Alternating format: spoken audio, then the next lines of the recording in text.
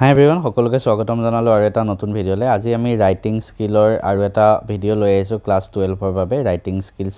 যিহেতু মই এইখিনি তোমালোকক দেখাই আহিছোঁ ক্লাছ 12ৰ ইংলিছৰ বাবে কিছুমান ইম্পৰ্টেণ্ট ভিডিঅ' হয় এইখিনি, আৰু আমি PYQ বিলাক সলভ কৰি আহিছোঁ। আজি আমি PYQ কি সলভ কৰিম, আমি ৰিপৰ্ট ৰাইটিংখিনি সলভ কৰিম। ঠিক আছে, ৰিপৰ্ট ৰাইটিং কেনেকৈ কৰিব লাগে মই দেখাই দিম, আৰু যোৱা 5 বছৰত যিমানখিনি কুৱেশ্যন আহিছে ৰিপৰ্ট ৰাইটিঙৰ মই সলভ কৰি আনিছোঁ, ইয়াতে তোমালোকক দেখাই দিম। ঠিক আছে, অলপ দীঘলীয়া হ'ব PDF-টো, আৰু এই PDF-টো যদি তোমালোকক লাগে, PDF-টো তোমালোকে ক'ত পাবা ভিডিঅ'টোৰ শেষত জনাই দিম। পোনপ্ৰথমে কৈ থওঁ, PDF-টো আমাৰ কোৰ্চত আছে। ঠিক আছে, PDF-টো পাবৰ কাৰণে তোমালোকে মেথছ এণ্ড ফিজিক্স আপ এপ্লিকেশ্যনত গৈ কোৰ্চ আমাৰ ক্লাছ 12 ইংলিছৰ কোৰ্চত পাই যাবা। কেনেকৈ পাবা ভিডিঅ'ৰ শেষত ধুনীয়াকৈ দেখাই দিম।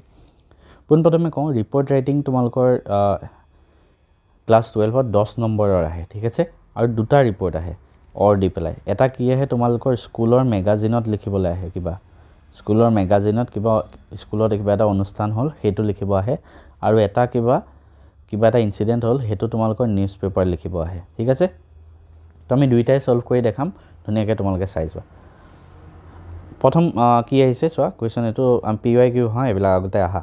Keeping in view of the frequent occurrence of earthquake, flood and torrential rain, মানে তোমালোকৰ ভূমিকম্প বা যিবিলাক বানপানী এইবিলাকৰ ওপৰত কি হ'ল তোমাৰ স্কুলত arrange a talk on disaster management, আৰু এজন স্পীকাৰ মাতিলে। That speaker explain the precautionary measures to be taken by the public and the government in case of emergency. ঠিক আছে, স্পীকাৰজনে তোমালোকক এইখিনি বস্তু ক'লে, তুমি সেইখিনিকে অলপ ডিটেইলছত লিখিব লাগে, আৰু কিমান ৱৰ্ডৰ ভিতৰত সেইটোও দি দিয়ে, ক'ত তোমাৰ স্কুল মেগাজিনত এজ এ ষ্টুডেণ্ট ৰিপৰ্টাৰ।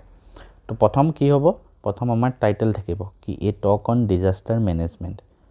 ঠিক আছে, কাৰণ ইয়াত ডিজাষ্টাৰ মেনেজমেণ্টৰ ওপৰত হ'ল। তাৰপিছত বাই এ ষ্টুডেণ্ট ৰিপৰ্টাৰ। ঠিক আছে, ওপৰত চাবা ডেট দিছে নেকি, ক'তো ডেট দিয়া নাই, তো নিজৰ মতে ডেট দি দিয়া, গুৱাহাটী 15 ডিচেম্বৰ। ঠিক আছে, তাৰপিছত কলেজৰ নাম, Ramanujan college organise this special awareness programme on disaster management yesterday, কালি হৈছে, ইন দ্য কলেজ অডিটৰিয়াম। ঠিক আছে, the programme was arrange keeping in view the frequent earthquake, flood and this, এইটো তোমালোকৰ কিতাপতে দিয়া আছে কুৱেশ্যনত দিয়া আছে গোটেইখিনি। তাৰপিছত ছেকেণ্ড পেৰেগ্ৰাফত আহিব, কাক মাতিলা আৰু কেনেকৈ সম্বৰ্ধনা জনালা। কাক মাতিলা, এই noted guest speaker of the event was doctor AK Das from state disaster management authority. তো সেই পাৰ্টিকুলাৰ বস্তুটোৰ লগত ৰিলেটেড কাৰোবাক মাতিবা, তোমাক ৱেলকাম জনালে তেওঁক তোমালোকৰ কলেজৰ প্ৰিন্সিপালে, এইখিনি লিখিলা। স্পীচত কি ক'লে নিজৰ ফালৰ পৰা এড কৰি দিবা যি টি। ঠিক আছে, আৰু লাষ্টত এইখিনি পইণ্ট চবতে ইম্পৰ্টেণ্ট, চবতে আহিব। The session ended with a vote of thanks, it was very informative session for all the student and teachers. Main কথা, এই ভিতৰৰ পইণ্টখিনি তোমালোকে সোমাব পাৰিলে হ'ল। ঠিক আছে, বাকী চব আহি যাব লাইনত নিজে, বেছিকৈ কৈ থকা নাই, কাৰণ ৰিপৰ্ট ৰাইটিং লিখাটো ইমান টান নহয়, আৰু তোমালোকে এই বস্তুখিনি চালে নিজে লিখিব পাৰিবা। কোনোবাই যদি ইয়াৰ পৰা চাই লিখিব বিচাৰিছা, ভিডিঅ'টো পজ কৰি লিখিব পাৰা, আৰু কোৰ্চৰ ষ্টুডেণ্ট হ'লেতো কোৰ্চত পাই যাবা। তাৰপিছত ৰোড এক্সিডেণ্ট, বাছ মিছআপ, মানে ৰোড এক্সিডেণ্ট হ'ল, ক'ত হৈছে সেইটোও দিছে, নুমলীগড়। এবাৰ দ্য চেণ্টিনেললৈ লিখিব লাগে, কোনো মানুহ প্ৰাণ হেৰুওৱা নাই, no' life was lost. Major bus mishap in Numaligarh, several injured, এইটো হ'ল টাইটেল। ঠিক আছে, বাই এ ষ্টাফ ৰিপৰ্টাৰ। ঠিক আছে, ষ্টাফ ৰিপৰ্টাৰে দিব। তাৰপিছত ক'ত হৈছে, নুমলীগড়, প্লেচ লিখিবা, তাৰপিছত তাৰিখ লিখিবা। ঠিক আছে, প্ৰথম কথা, এতিয়া চোৱা ইয়াত একো তাৰিখ নাই, তো তুমি নিউজ পেপাৰত 15 ডিচেম্বৰত আহিব। ঠিক আছে, 15 ডিচেম্বৰত, আৰু দিছ মৰ্ণিং, আৰ্লি দিছ মৰ্ণিং, সেইদিনাই হৈছে এক্সিডেণ্টটো, সেইটো কাৰণে এনেকৈ লিখিছে। ঠিক আছে, প্ৰথম কথা, এটা কথা সদায় মনত ৰাখিবা, নিউজ পেপাৰ আৰ্টিকেল বা নিউজ পেপাৰত যেতিয়া এটা ৰিপৰ্ট লিখিব লাগে, এই কথাটো সদায় মনত ৰাখিবা। মই সৰুৰ পৰা এইটো বস্তু মনত থাকি গ'ল। তুমি নিজে এখন পেপাৰ পঢ়িবা, পেপাৰখনত এটা নিউজ আহিলে, তোমাৰ গোটেই নিউজটো পঢ়ি থকাৰ ধৈৰ্য আছেনে? একেবাৰে নাই। তুমি কি বিচাৰিবা, প্ৰথম কথা টাইটেলটোতে মই গম পাই যাওঁ। তো major bus mishap in Numaligarh, several injured, তো নৰ্মেলি মানুহৰ ইমান সময় নাই, তো চাব নুমলীগড়ত এক্সিডেণ্ট হৈছে, ইমান মানুহ ইনজিয়ৰ্ড হৈছে। ঠিক আছে, তাৰপিছতো কোনোবা মানুহে হয়তো ভাবিব পাৰে যে অকণমান এটা দুটা লাইন আমি পঢ়ি লওঁ, তো সেইবাবে প্ৰথম লাইনটোতে আমি গোটেইখিনি ডিটেইলছ ভৰাই দিওঁ। প্ৰথম লাইনটোতে আমি কি ভৰাওঁ, এভৰি ডিটেইলছ।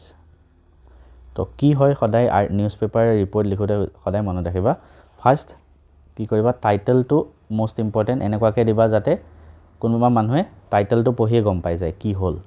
ছেকেণ্ড কথা, কোনোবাই যদি লাইনত যায়ো, গোটেই যিখিনি লিখিব দিছে গোটেইখিনি বস্তু গোটেই ডিটেইলছটো প্ৰথম লাইনটোতে এড কৰি দিবা ফাৰ্ষ্ট লাইনটোতে এভৰিথিং তাৰপিছত সেইখিনি এক্সপ্লেইন কৰি দিবা তোমাৰ ৰিপৰ্ট ৰাইটিং কমপ্লিট হৈ যাব তো আমি চোৱা এই major road accident occurred early this morning on national highway 37 এইখিনি আমি নিজে এড কৰিছোঁ near Numaligarh leaving at least 20 passengers seriously injured however miraculously no life was lost in the incident প্ৰথম পেৰাগ্ৰাফটোত পঢ়ি চবেই গম পাই গ'ল কি হৈছে পিছলৈ কোনেও নগৈ নাথাকিলেও হ'ল পিছৰখিনি অলপ ডিটেইলছ এড কৰি দিলোঁ অলপ নিজৰ ফালৰ পৰা যি মন যায় তাকে ডিটেইলছ এড কৰি দিবা হৈ গ'ল 10 নম্বৰ হয় মই ইমান ডিটেইলছত পঢ়াই থকা নাই খালি মই বস্তুখিনি বুজাই দিছোঁ ঠিক আছে